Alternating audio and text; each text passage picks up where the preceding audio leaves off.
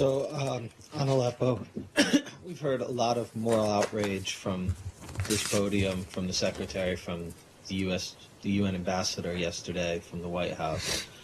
What is the goal of all of this? I mean, we've been hearing the same message for many months, in fact, for years, yet nothing has really changed to stop it. So what is the goal right now of kind of laying all the blame on Russia? And what are you doing differently to stop the war now? Well, I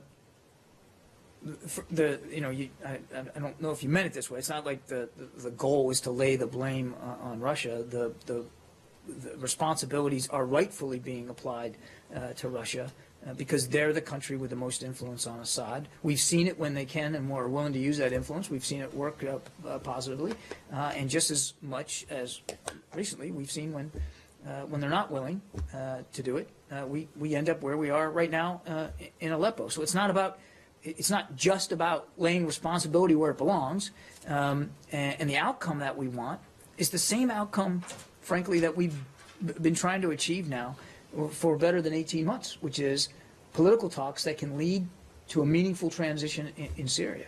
And again, in all of the Secretary's conversations today, that was front and center.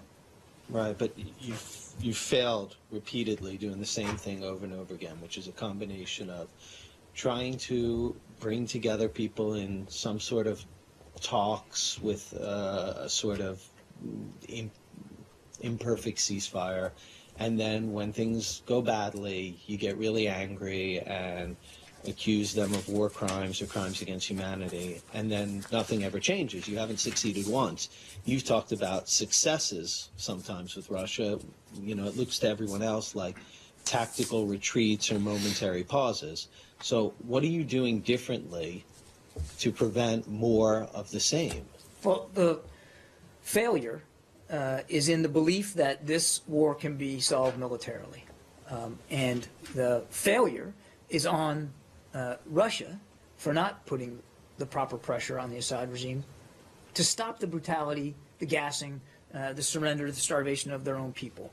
That's the real failure. The failure is on the part of the failure. Hang on a second, I'm not done. The failure is on the part of the regime and its backers, including Russia and Iran, for the way they continue to try to find a military solution to what should be a political one. That's the real failure here, and the Syrian people are the ones caught in the crossfire, quite literally.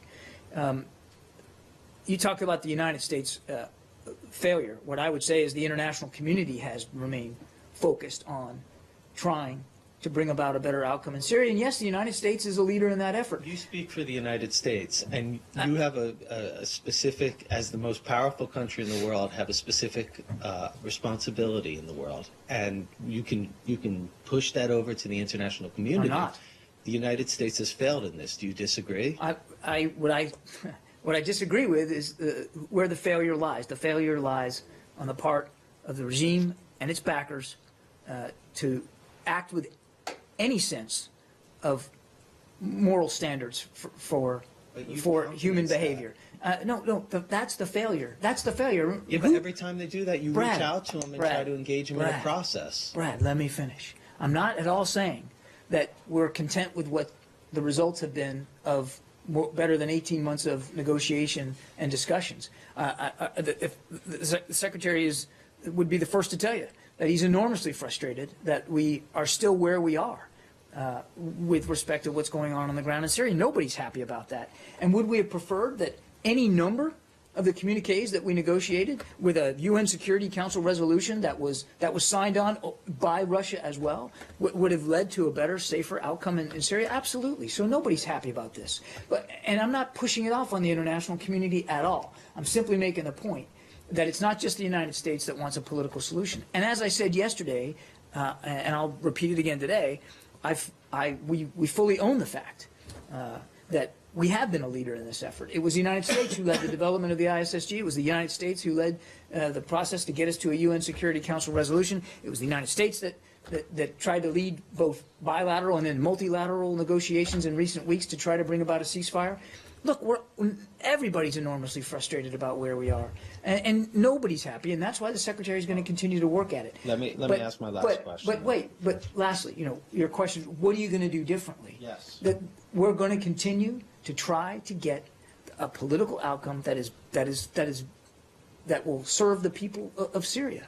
And what we're going to try to do is continue to prove the point that, I think by different you mean military, that's not the right approach. I didn't say military, so don't bring the right straw approach. man into this. I didn't say military, but if you have military options, I'd love to hear them. But on the other hand, you have, 4 or 5 weeks left in office. You're not describing any different kind of approach or anything you're going to do to somehow change the equation. So why should anyone expect anything different to happen in the time you still have? I'm not going to telegraph changes in the days and weeks ahead. You've been saying one that way or the other for a couple of years now. We have a range of nothing 'cause options you've at been our nothing. disposal, Brad. I'm not going to get into decisions that haven't yet been made. It's And you too late can for look. that. You can shake your head in disgust about the answer all you It's too want. late for that. You have no time left. You and might you're saying, feel I'm not that, going to Brad, telegraph something. that you and the We know Associated it's Press not gonna might feel that happen. it's too late. The Secretary of State, John Kerry, does not feel that it's too late to continue to try to find a political solution to this conflict.